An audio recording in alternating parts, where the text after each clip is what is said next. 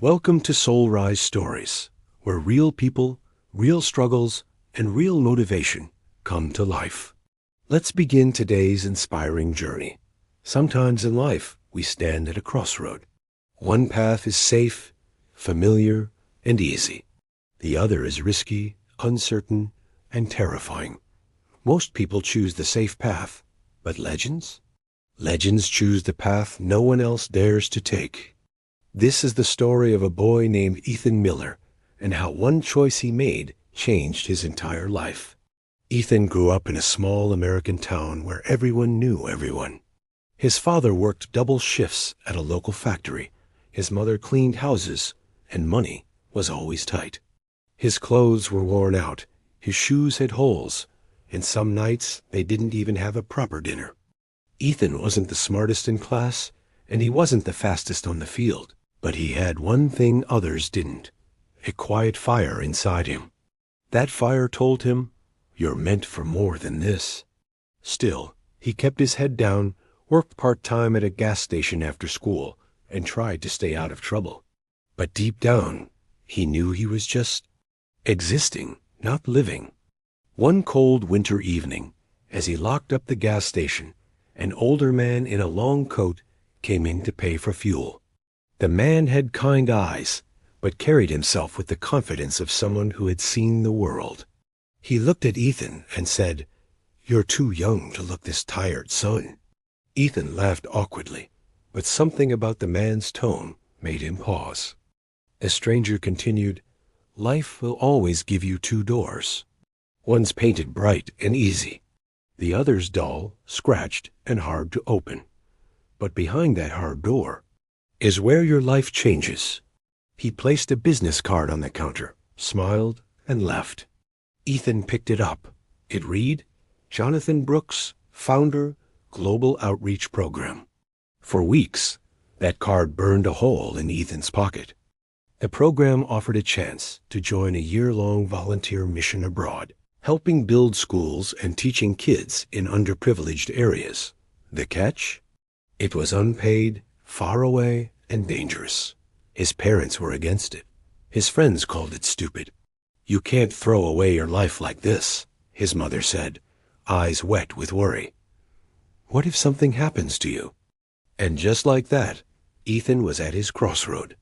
One path was safe. Stay in town, keep working, live the same life forever. The other was unknown. Leave everything behind, face fear, and maybe, just maybe, become the person he always dreamed of being. That night, Ethan sat in his small room, staring at the ceiling. The heater barely worked, and the sound of the wind rattled the old windows. He thought about the man's words. "Behind that hard door is where your life changes." At 2 a.m.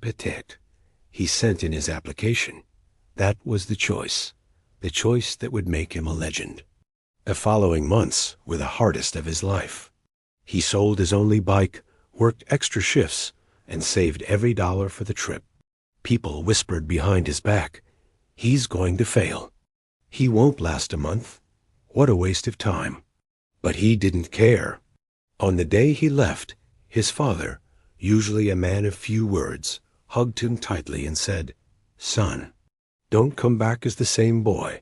Come back as a man who fought for something." Ethan's first destination was a remote village in South America. The heat was relentless, the food was scarce, and the work was exhausting.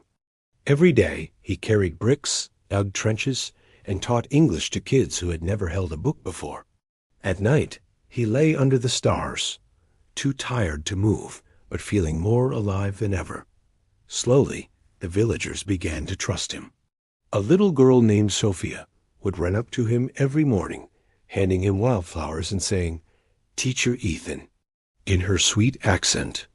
Moments like that made him forget the blisters on his hands and the ache in his back. One afternoon, a severe storm hit the village. Floods destroyed half the homes, and panic spread quickly. Without waiting for instructions, Ethan rallied the other volunteers and villagers, forming rescue teams. They worked through the night, pulling people from rising waters, saving supplies, and setting up temporary shelters.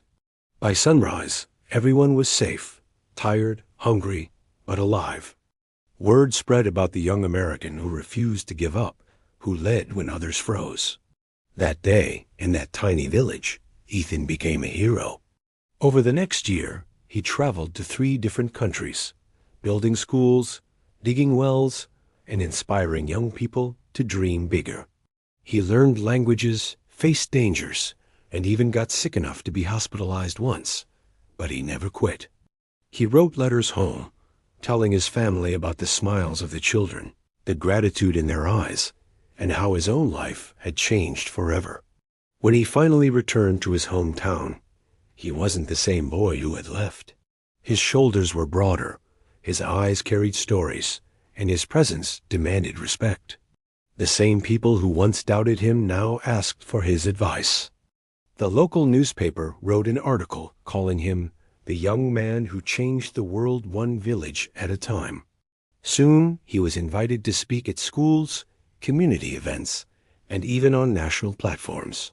He started a non-profit organization to send more young people abroad to serve, giving them the same chance he once had, and all of it, every single thing, traced back to that one choice, the decision to walk through the hard door.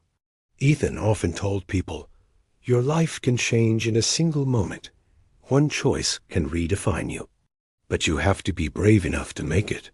So here's the truth, my friend. You are just one choice away from becoming a legend. It might scare you. People might not believe in you. But if you feel that quiet fire inside, listen to it. The world doesn't remember those who played it safe. It remembers the ones who dared, the ones who risked, the ones who chose the hard door and stepped through it. Like, share, and subscribe if you felt this story hit your heart. And remember, this is your time. Stay strong,